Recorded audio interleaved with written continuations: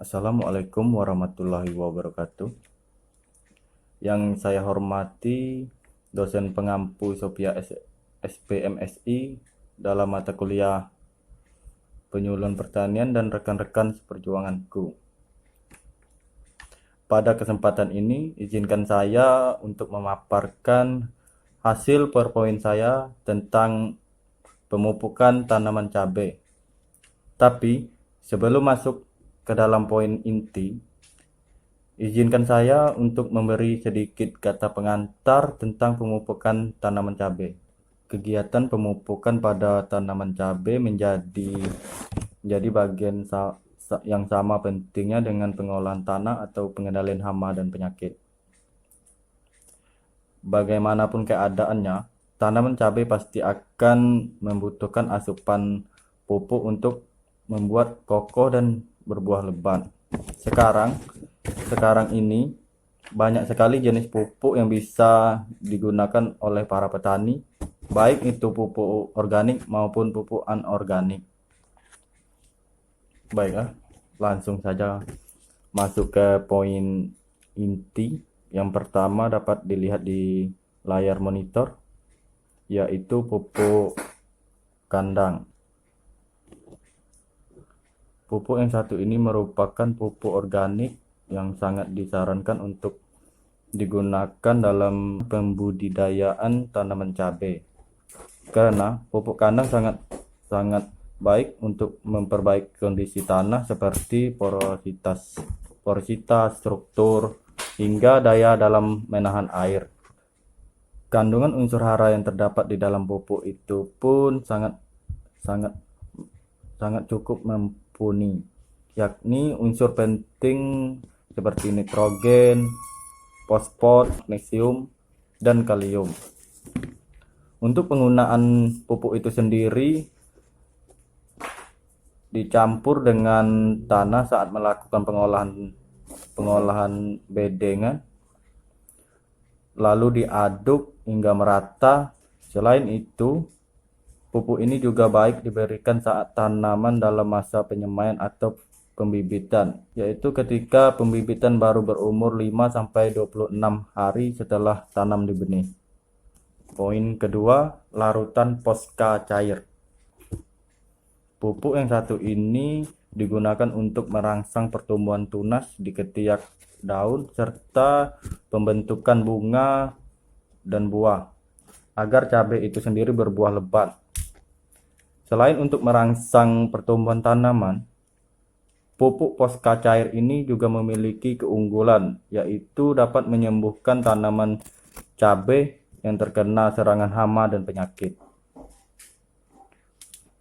Untuk pengaplikasikannya sendiri, cukup dengan menyemprot pupuk tersebut pada tanaman yang terkena serangan hama dan penyakit.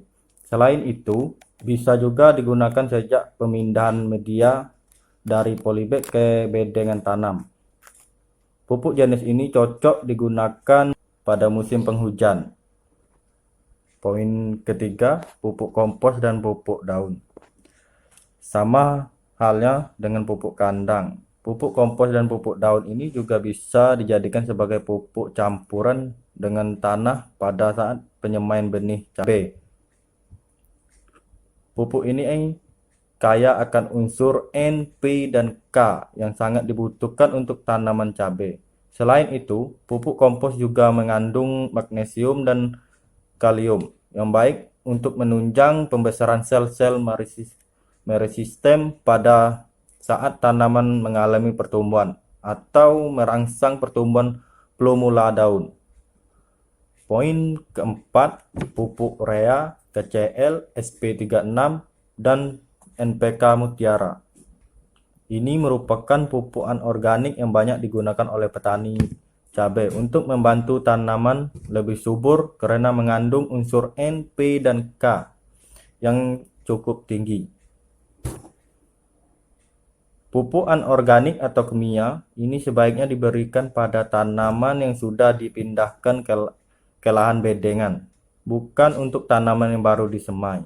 Ini karena tanaman cabai yang baru disemai akan menyesuaikan terlebih dahulu dengan kondisi tanah yang baru Dan jika langsung bibit diberi pupuk anorganik, maka akan kaget dan sulit beradaptasi dengan baik, sehingga pada akhirnya tanaman cabai akan mati. Dengan pemilihan jenis pupuk yang tepat serta pengaplikasikan sesuai dengan dosis, maka pertumbuhan tanaman cabai pun akan semakin bagus, bahkan mampu menghasilkan panen yang berkualitas. Untuk kandungan dari pupuk-pupuk anorganik tersebut seperti KCl itu mengandung kandungan kalium klorida. Fungsinya mempercepat tanaman berbuah hingga akhir berbuah lebat. Dan seterusnya pupuk urea. Kandungan dari pupuk urea tersendiri itu nitrogen. Fungsi dari pupuk tersebut untuk mempercepat pertumbuhan dan perkembangan tanaman. Terus untuk pupuk SP36 kandungannya sendiri itu adalah fosfor. Untuk fungsi dari pupuk tersebut itu untuk memacu sistem perakaran, memacu pembentukan bunga dan masaknya buah atau biji, memperbesar presentasi terbentuknya bunga hingga berbuah.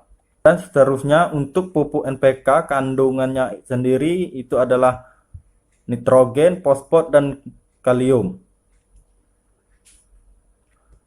Untuk fungsi pupuk tersebut itu untuk mempercepat pertumbuhan daun pada tanaman vegetatif,